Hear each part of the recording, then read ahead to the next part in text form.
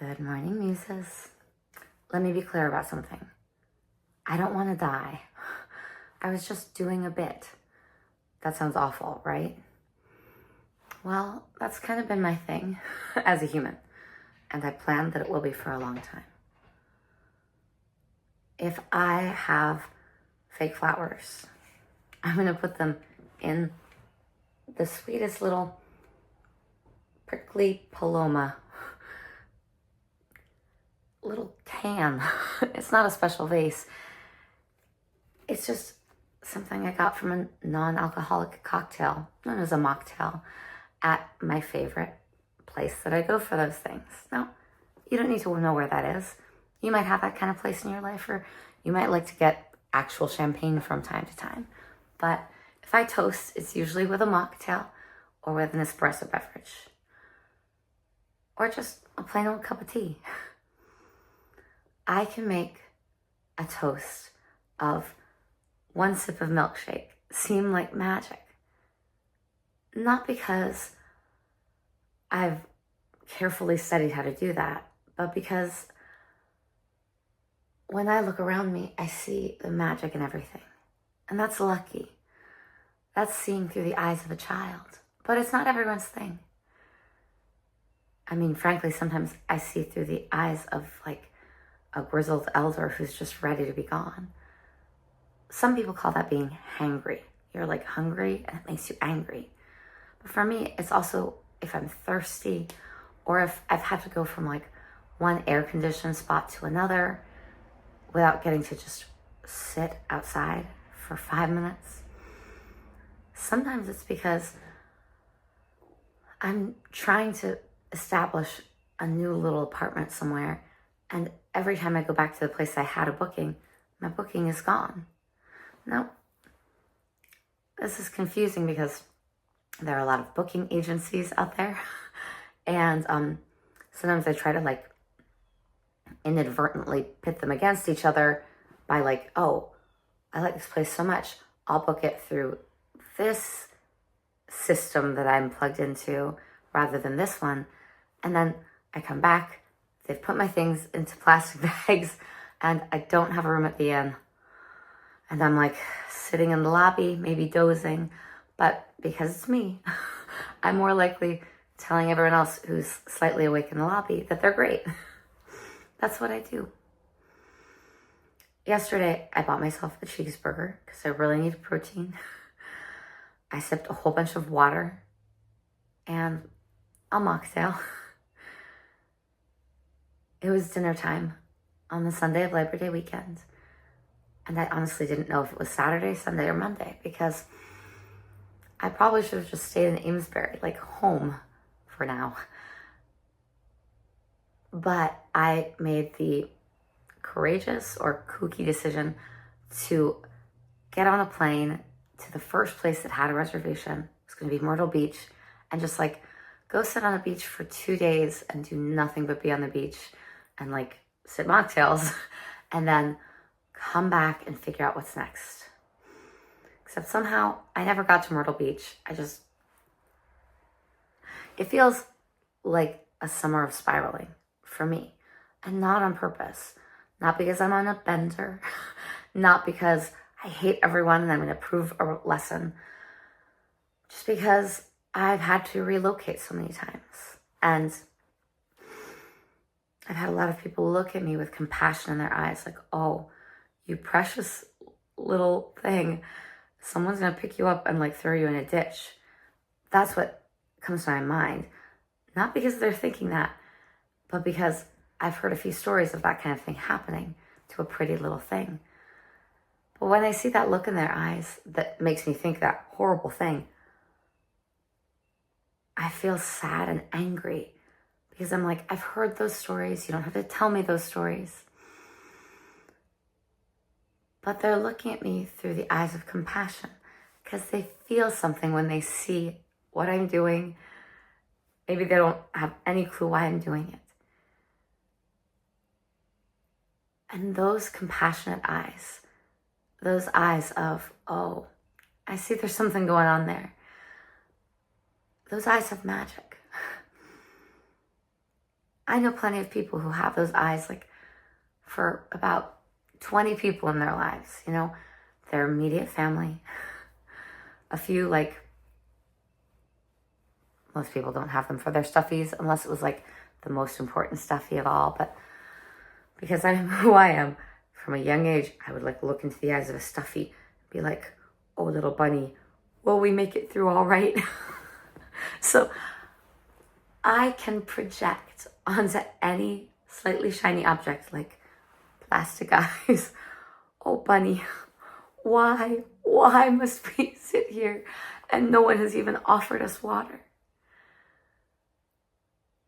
Now, if you're the kind of person who sees someone on the ground, thirsty, with shiny eyes, and is just like, what the hell? I have other things to do.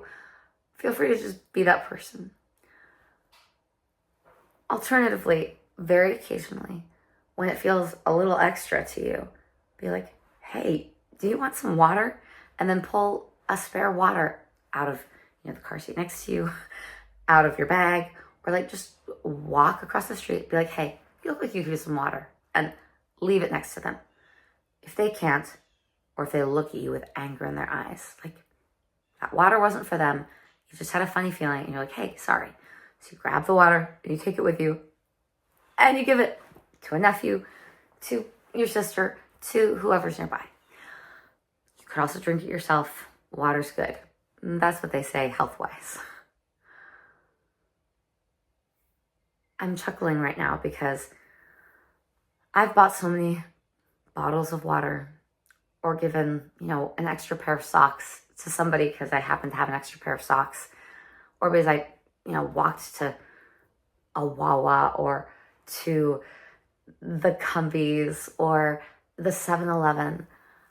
I'm the kind of person who was taught from a young age, like, if you see something, say something. But don't say, oh no, there's a bomb in that bag. No. Unless it's in an airport. If someone says, hey, can you watch my bag for a minute? I need to pee. It just means they need to pee. They don't want to deal with the bag and like maybe 2 other things they're dealing with. So like they just need a second because they really have to pee.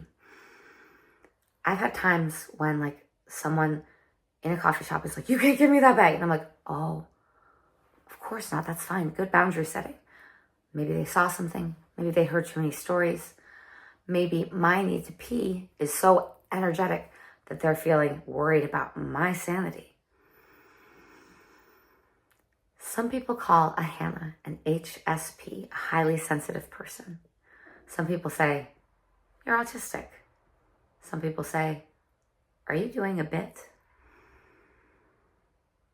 And then the official diagnosis is she's bipolar 1, a bipolar bear.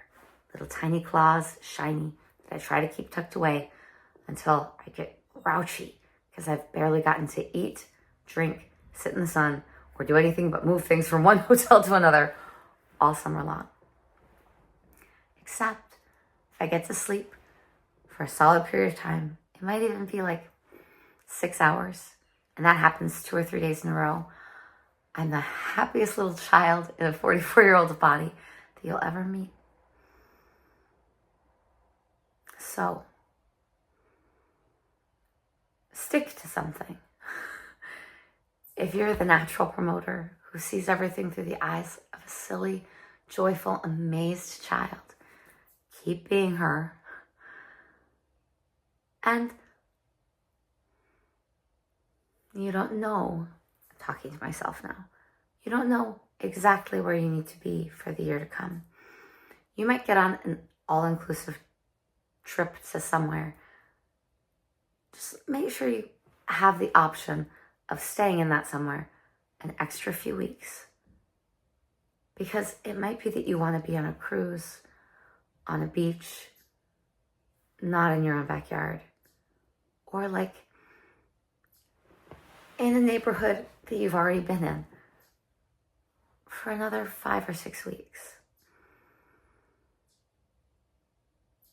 When I was first teaching music in this area, Massachusetts, Green Day came out with their American Idiot record, legendary record for so many reasons. The song that I remember is Wake Me Up When September Ends. I believe one of the band members had a family member who had died in September. So they had a lot of achy memories about that month. And it wasn't necessarily just about the fact that the death happened, but the constellation of other things that were happening within the family. And probably the writer of the song could just feel it all so intensely that they wanted to sleep away September for the rest of their life. I know that feeling because I've had it in concert with so many different families and people who have lost someone or gone through a horrible reawakening, transfiguration. We all have portals we go through in our lives where we're reminded of what really matters. And sometimes I think I am that portal, but I'm not. I'm just a human who works with children, who watches elders, and who deeply feels. The little bird sounding outside my window reminds me we have many more days, including me. And if I'm looking here, it's because I'm looking at a wooden angel that first seemed very strange to me, but then made my life feel magic because my Aunt Margaret gave her to me. And Margaret is like me, a beautiful, fluttery-hearted matriarch who could go at any moment but won't. She'll stick around until it's her time to go, to remind me and every little fluttery, sensitive force of nature that when something is not quite right, it's time to flutter our wings until there's a hurricane of justice that will take over and Jericho this land. And if you don't get the biblical reference, maybe look up the story of Jericho and the women inside.